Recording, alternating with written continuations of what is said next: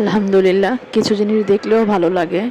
দেশের শিক্ষা ব্যবস্থা কতটা ঝুঁকির মধ্যে ছিল তা বলার বাহুল্য। যাই হোক, ভিডিওর মেন টপিকে আমরা চলে আসি। যারা নাকি কন্টেন্ট ক্রিয়েটর হতে চাচ্ছেন কিন্তু কি টপিকের উপর ভিডিও বানাবেন সেগুলোই বুঝতে পারেন না, আজকের ভিডিওটা একদম সহজ করে আপনাদেরকে বুঝিয়ে দিব। অনেকেই আছে যারা নাকি পেড কোর্সের মধ্যে এগুলো শেয়ার করে থাকে, কিন্তু আমি আপনাদেরকে একদম ফুল কোর্স মানে হচ্ছে একদম ফ্রিতে এই কোর্সটা শিখিয়ে দিব। ভিডিওটা যদি আপনারা প্রথম থেকে দেখতে পারেন তাহলে আশা করি আপনাদের একটু হলেও উপকার আসবে।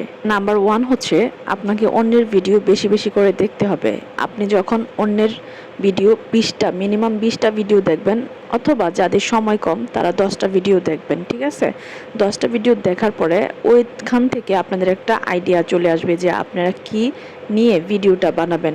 এছাড়াও অনেকে আছে extra ordinary man and women, তারা করে কি, তারা অনেক কিছু পারে। আপনারা কিন্তু যা পারেন তা নিয়ে কিন্তু প্রথমে ভিডিও মেক করতে পারেন।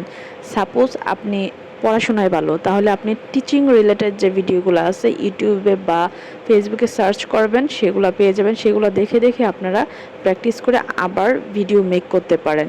নাম্বার 2 হচ্ছে যারা নাকি রান্নাবান্না খুব ভালো পারেন, তারা হচ্ছে একটা ট্রাইপড কিনে নেবেন, একটা হচ্ছে রিং লাইট কিনে নেবেন, আর হাতে থাকা যে মোবাইলটা থাকবে সেটা দিয়ে খুব ভালোভাবে ভিডিও মেক করতে পারবেন। যারা নাকি আর্ট পারেন, মানে হচ্ছে কোনো কিছু চিত্র আঁকতে পারেন বা আদার্স কিছু, তারা কিন্তু ওই রিলেটেড ভিডিও তৈরি করতে পারে। একদমই কিছু পারেন না, তারা 4-5টা ভিডিওর কম্বিনেশন নিয়ে, মানে হচ্ছে 4-5টা ভিডিও দেখে তারপরে হচ্ছে একটা আইডিয়া নিয়ে সেখান থেকে একটা ভিডিও মেক করতে পারবেন। আমি তাদের জন্য বলছি যারা একদমই কিছু পারে না। আবার আরেকটা প্রবলেম ফেস করতে পারেন, এটা হচ্ছে আপনারা তো এখন ভিডিও মেক করলেন, কিন্তু ভিডিওতে যে আদার্স সাউন্ডগুলো আসে সেগুলো কিভাবে রিমুভ করবেন? সেগুলো রিমুভ করার জন্য অবশ্যই একটা ওয়ে আছে, তা হচ্ছে ক্যাপকাট বা ইনশট অ্যাপ। যার যেটা ভালো লাগে সেটা ইউজ করতে পারেন। দেখবেন অন্যের ভিডিও কপি পেস্ট করে, মানে হচ্ছে অন্যের ভিডিও ডাউনলোড করে তার পেজে বসায় দেয়। এটা কিন্তু খুবই খারাপ একটা কাজ, এই কাজগুলো কখনোই করবেন না। অন্যের ভিডিও ডাউনলোড করে আপনার পেজে দেওয়ার জন্য যতটা না পরিশ্রম করবেন, এর চেয়ে কম পরিশ্রম নিজের পেজে একটা এস্টাবলিশ করতে পারবেন ইতিমধ্যে। যে টুকিটাকি কাজগুলো করেন সেগুলোও কিন্তু ক্যাপচার করে রাখতে পারেন এবং সবগুলো একসাথে করে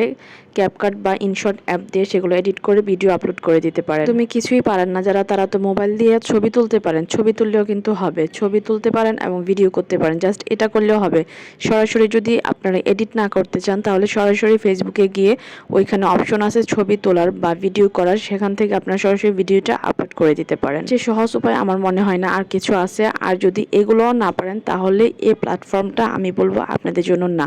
তবে এই প্ল্যাটফর্মে তারাই টিকে থাকে যারা নাকি পরিশ্রমী এবং অনেক পরিশ্রমী এবং যারা ধৈর্য সহকারে কাজে লেগে থাকতে পারে। খুব ভালো কবিতা বলতে পারেন, তাদের জন্য হচ্ছে এই প্ল্যাটফর্মটা আরও বেশি বেস্ট। আপনারা যারা গান গাইতে পারেন বা কবিতা বলতে পারেন, তারা কিন্তু গান এবং কবিতা আবৃত্তির মাধ্যমেও কিন্তু এখানে ভিডিও আপলোড করতে পারেন। আপনার যদি সুন্দর একটা ভয়েস থাকে তাহলে কিন্তু আপনি অন্য কারোর গল্পগুলা সেগুলা ভিডিও করে বা গল্পের মাধ্যমে তুলে ধরে আপনারা এখানে ভিডিওগুলো আপলোড করে দিতে পারেন। না আমার কনসেপ্টটা আপনাদের কাছে ভালো লেগেছে কিনা, যদি ভালো লেগে থাকে তাহলে অবশ্যই একটা লাইক কমেন্ট করবেন।